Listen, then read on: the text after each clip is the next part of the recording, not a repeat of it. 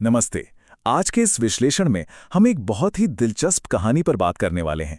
एक ऐसी कहानी जो सीधे मुकुंदपुर नाम के एक बेहद शांत और खूबसूरत गांव से आती है। जरा एक पल के लिए सोचिए, गांव की वो सुबह, पक्षियों की चहचहाहट और खेतों पर पड़ती सूरज की पहली सुनहरी किरणें, बिल्कुल किसी पेंटिंग जैसा है ना।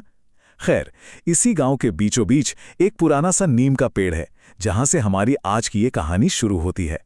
और सच कहूं तो ये सिर्फ एक कहानी नहीं है, बल्कि ये इंसानी फितरत, हमारी मेहनत और लालच के बीच चलने वाली एक जबरदस्त कशमकश है। तो चलिए बिना किसी देरी के इसमें गहराई से उतरते हैं और देखते हैं कि मुकुंदपुर के इस नीम के पेड़ के नीचे आखिर क्या पक रहा था। लेकिन इस कहानी में आगे बढ़ने से पहले एक बहुत ही गहरा सवाल है जिस पर विचार करना जरूरी है। क्या दोस्ती और लालच कभी एक साथ चल सकते हैं? मतलब सच में? ये एक ऐसा सवाल है जो हम अपने आसपास अक्सर देखते हैं। हम सब ने सुना है कि जब पैसों और स्वार्थ की बात आती है ना, तो बड़े बड़े और पक्के रिश्ते भी चटक जाते हैं। आज के इस विश्लेषण में हम यही देखने वाले हैं कि कैसे एक छोटे से शांत गांव में दो पक्के दोस्तों के बीच यही एक चीज कितनी बड़ी खाई पैदा कर देती है। अब जरा इन दो किरदारों के बिल्कुल अलग नजरिए को देखिए। एक तरफ है विक्रम, वो उसी पुराने नीम के पेड़ के नीचे अपनी गायों को पानी पिला रहा है। उसके चेहरे पर पसीना और थकान साफ दिखती है, लेकिन उसकी आंखों में एक गजब का सुकून है। क्यों? क्योंकि उसका हर काम मेहनत और सच्चाई की नींव पर खड़ा है। और वहीं दूसरी तरफ हमारा दूसरा किरदार संतोष, जो दिन के उजाले में भी खाट पर ऐसे खर्राटे ले रहा है जैसे दुनिया का कोई काम उसके लिए बना ही ना हो। विक्रम उसे मजाक में टोकता भी है कि भाई साहब सूरज सिर पर आ गया है, लेकिन संतोष, उसके लिए तो जिंदगी बस एक लंबी छुट्टी है। उसका मानना है कि खटकर कोई अमीर नहीं बनता, जो किस्मत में है वो खुद चलकर आएगा। बस यही से आने वाले तूफान की आहट शुरू हो जाती है। और फिर एक दिन मेहनत का असली फल कैसा दिखता है वो विक्रम ने साबित कर दिया। जब विक्रम ने अपनी नई चमचमाती बाइक की तरफ इशारा किया तो उसने पूरे गर्व से कहा, ये बाइक किस्मत से नहीं मेहनत से आई है। अब नॉर्मल हालात में एक दोस्त खुश होता, राइट? लेकिन यहां कहानी पलट गई। इस चमचमाती बाइक ने संतोष के अंदर प्रेरणा नहीं जगाई, बल्कि एक गहरी चुभने वाली जलन पैदा कर दी। वो अंदर ही अंदर जलने लगा। उसे लगा कि विक्रम बस एक बाइक लेकर खुद को गांव का राजा समझने लगा है। बस यही वो पल था जहां संतोष के दिमाग में बिना मेहनत किए रातों रात अमीर बनने का एक खतरनाक कीड़ा घुस गया। तो रात भर करवटें बदलते हुए संतोष ने क्या निष्कर्ष निकाला? उसने खुद को तसल्ली देने के लिए एक बिल्कुल ही गलत थ्योरी गढ़ ली। उसने सोचा, यार अगर सिर्फ पसीना बहाने से सब कुछ मिलता तो हर मजदूर आज करोड़पति होता। उसने ये मान लिया कि पैसा मेहनत से नहीं बल्कि सिर्फ दिमाग से बनता है, और अगर सीधे शब्दों में कहूं तो चालाकी से बनता है। उसने तय कर लिया कि अब वो भी अपना दिमाग लगाएगा और शॉर्टकट लेगा। सच कहूं तो ये एक बहुत ही आम लेकिन बेहद खतरनाक सोच है जो इंसान को बहुत जल्दी गलत रास्ते पर खींच ले जाती है। चलिए अब कहानी के दूसरे पड़ाव पर चलते हैं, जहां संतोष की ये चालाकी वाली सोच जमीन पर उतरती है और शुरुआत होती है उसके नए बिजनेस की, रॉकेट समोसा। अगली ही सुबह गांव के चौराहे पर एक अलग ही हलचल थी। संतोष ने अपनी एक नई खाने की दुकान खोल ली थी, और उसका दावा क्या था कि उसका समोसा खाने वाला इंसान सीधा चांद पर पहुंच जाएगा। लोग उसके इस मजेदार अंदाज को देखकर दुकान की तरफ खिंचे भी चले आए। लेकिन असली झटका तब लगा जब कीमत पता चली, 20 रुपए। अब आप सोचेंगे 20 रुपए में क्या बड़ी बात है, लेकिन मुकुंदपुर जैसे छोटे से गांव में एक समोसे के 20 रुपए, ये सुनकर सबके होश उड़ गए। संतोष ने बिना किसी हिचकिचाहट की ये रेट रखा था। ये कोई आम व्यापार नहीं था, ये उसके अंदर पल रहे उस लालच का पहला सबसे बड़ा सबूत था कि वो किसी भी तरह बस लोगों की जेबें खाली करना चाहता था। और अगर 20 रुपए का समोसा सुनकर आपको हैरानी हुई, तो अगला आंकड़ा सुनकर तो आप अपना सिर पकड़ लेंगे। 2 रुपए, लेकिन खाने के नहीं, सिर्फ समोसे की खुशबू सूंघने के। जी हां, आपने बिल्कुल सही सुना। संतोष ने भीड़ को चौंकाते हुए कहा कि अगर सिर्फ खुशबू लेनी है तो 2 रुपए अलग से लगेंगे। कुछ लोगों को यह बात एक मजाक लगी, लेकिन असल में यह संतोष के सिर पर चढ़े घमंड को साफ दिखा रहा था। उसे सच में लगने लगा था कि उसकी ये चालाकी काम कर रही है और वो लोगों को अपनी उंगलियों पर नचा सकता है।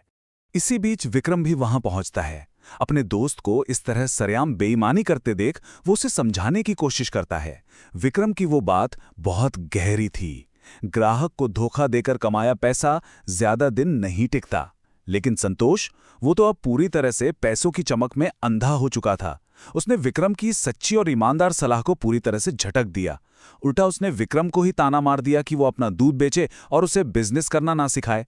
देखा आपने कैसे लालच की एक छोटी सी चिंगारी एक अच्छी खासी गहरी दोस्ती को जलाकर राख करने लगती है। इसके बाद तो जैसे संतोष के गिरने की रफ्तार तेज हो गई। ये एक के बाद एक गलत फैसलों की पूरी सीरीज थी। पहला कदम, ग्राहकों से मनमाने पैसे ऐंठना। दूसरा, अपने उस इकलौते दोस्त विक्रम को खुद से दूर कर देना जो उसे सही आईना दिखा रहा था। और तीसरा, लालच की वो हद जहां से वापसी मुश्किल होती है। उसने मुनाफा बढ़ाने के लिए सड़े हुए आलू खरीदे और मसालों में हेराफेरी शुरू कर दी, मतलब खाने में सीधी मिलावट। जब लोगों को स्वाद में थोड़ा अजीब लगा तो उसने बड़ी चालाकी से कह दिया कि अरे, ये तो शहर से मंगाया हुआ कोई स्पेशल मसाला है।